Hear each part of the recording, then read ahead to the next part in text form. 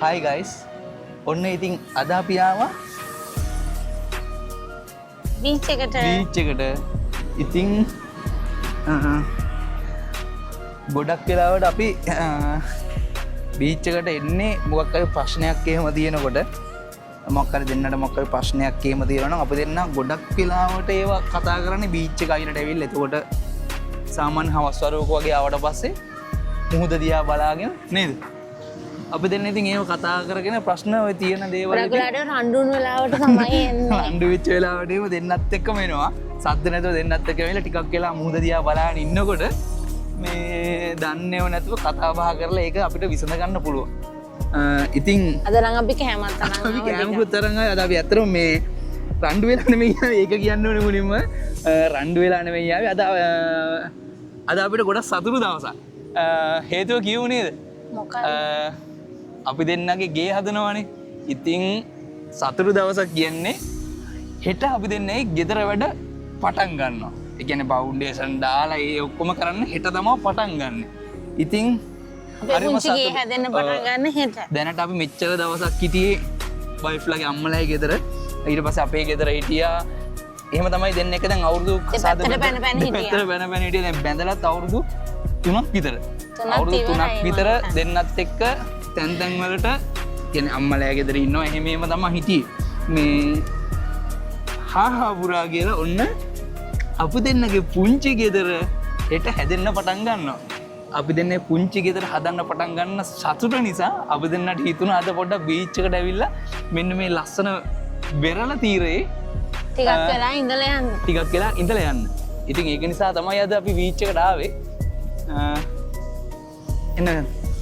ඉතින් අපි අද රසම රස කෑම එකක් අරන් ඇවිල්ලා තියෙන්නේ. මොනවද අපි ගෙනාවේ?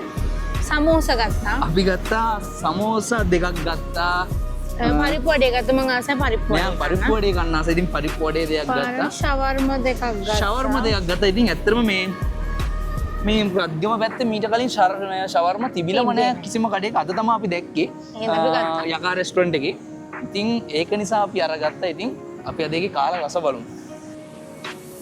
ඔන්න රත්ගම යකා රෙස්ටොරන්ට් එකෙන් ගත්ත ෂවර්ම එකේ රස බලන්න යන්නේ. මේ මොකද ප්‍රොමෝෂන් නෙමෙයි. ප්‍රොමෝෂන් නෙමෙයි. අපි දෙන්නේ සතුටු දවසේ නේද? ඉතින් අද අපි ගන්න රත්ගමින් කරන පළවෙනි ෂවර්ම එක නිසා තමයි මේක කියන්නේ. කාලා බලමු.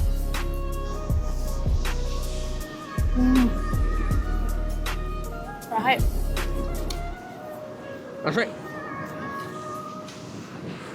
चिकन डाल दे.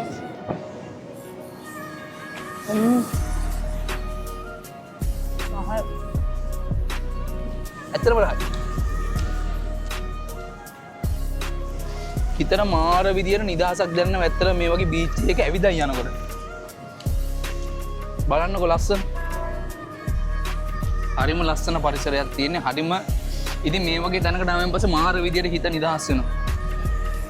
ඉතින් ඒක නිසා තමයි අපිට ප්‍රශ්නයක් තියෙන වෙලාවට ගොඩක් වෙලාවට අපි බීච් එකට එන්නේ. ලැබ්‍රඩෝර් කෙනෙක්. දුවගෙන එන්නේ අපි පැත්තට. ඒ පැත්තට හිටන්නේ නේද? ඒ ලස්සන වෙන්නේ. මේ ඔයා ඉක්මනට කන්න බෑනේ. අතනේ වාඩි. ඔපාර්මියා මගේ එකකින් ඉල්ලනවා. ඉතින් අපි බීච් එකට ආවේ ටිකක් කියලා ඉඳලා යන්න. පොඩ්ඩක් තියෙන ලස්සන ප්ලේස් එකක්. එතන වාඩි වුණා දෙන්නත් එක්ක. හැමදාම ඉන්නේ එතන තමයි. හැමදාම આવත් අපි මෙන්න මෙතන තමයි වාඩි වෙන්නේ. බලන්න ප්ලේස් එක.